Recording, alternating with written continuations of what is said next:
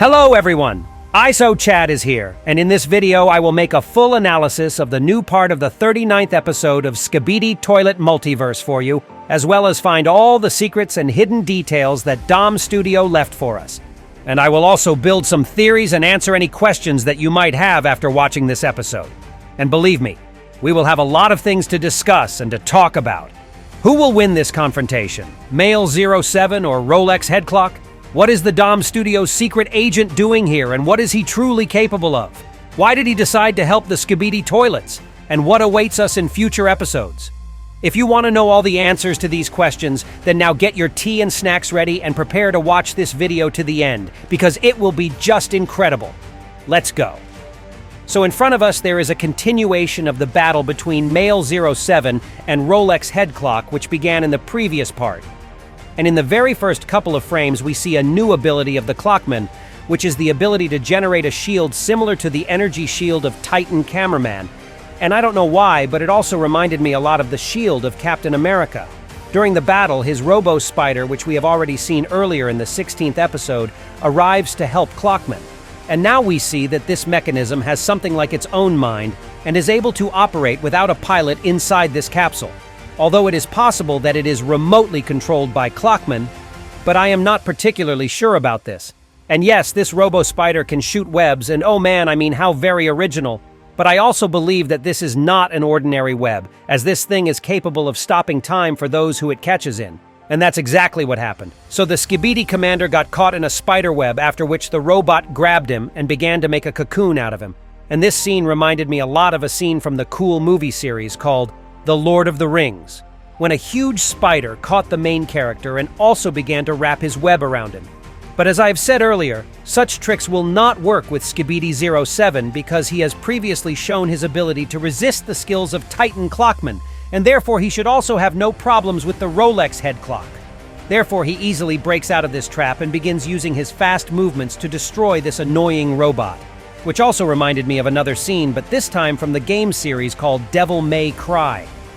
And the Clockman is clearly not happy with what happened. Most likely he expected that everything would be much easier and he would be able to defeat the commander without any problems, but again, considering the fact that even Titan Clockman cannot defeat him, then as I said earlier, Male 07 will most likely be able to defeat Rolex head clock.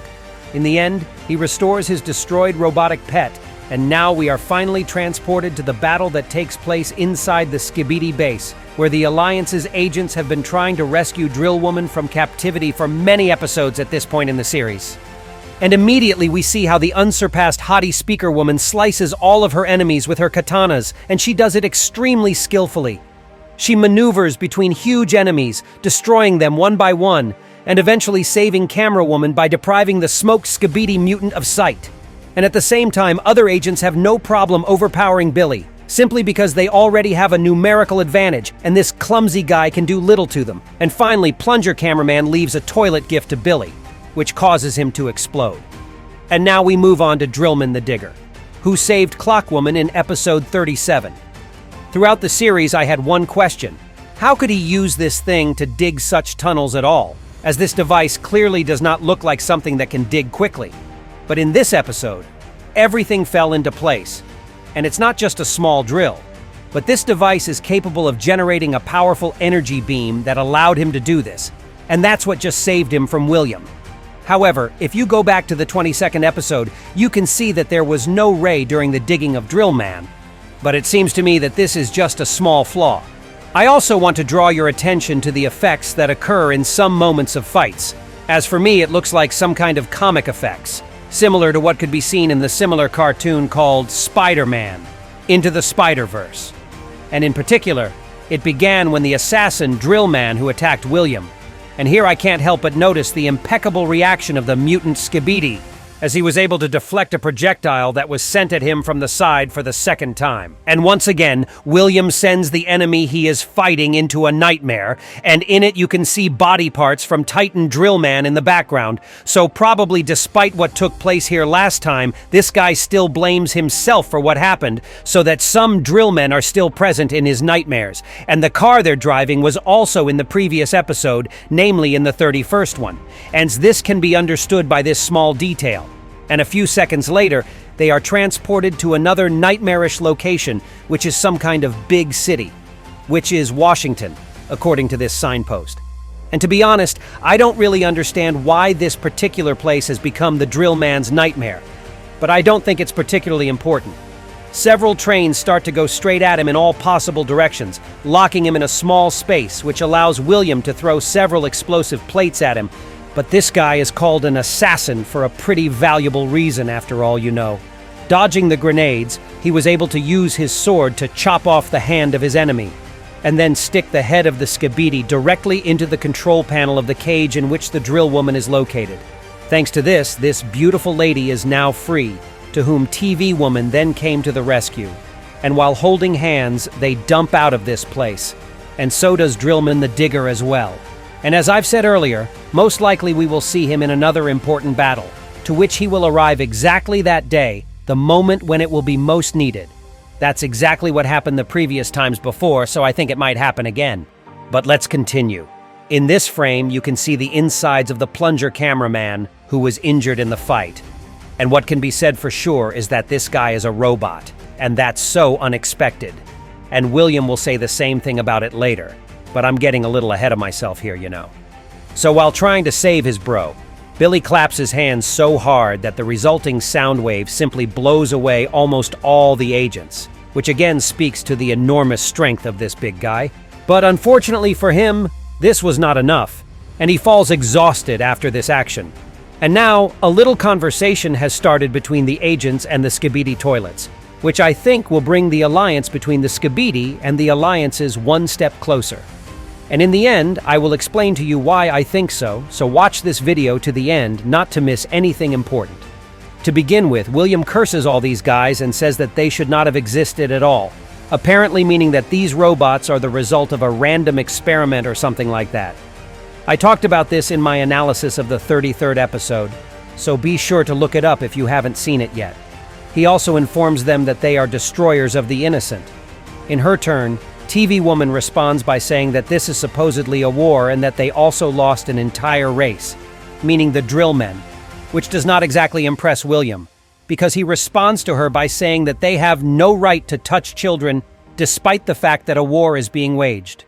In her turn, the TV Woman responds that she does not understand what this Skibidi is saying, and that they did not touch the children. And it is at this moment that the call comes from the pen of assassin Drillman, which was given to him by C-Pen in the 28th episode. And considering that his first words were, "Don't listen to him, he is lying," then it's safe to say that this thing is a wiretap, and thanks to it C-Pen was aware of some alliance plans that he shouldn't have known about.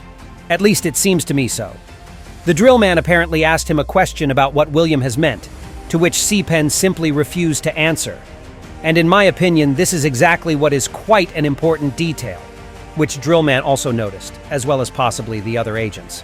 And immediately after C-Pen's refusal, the pen broke out of the assassin's hands and drew a huge number of cartoon missiles right on the ceiling, which however were stopped by the time gun of the clock woman. And after a little consultation among themselves, the agents decided to leave this place with the help of a television cube that Drillman has. And here you can see how the assassin Drillman stands still for a while and looks at the two Skibidi as if thinking about taking them with him. Well, at least it seems to me so, because most likely William's words interested him very much, as well as he was confused by C-Pen's refusal to answer his question and attempt the destruction of the building in which the agents were actually located.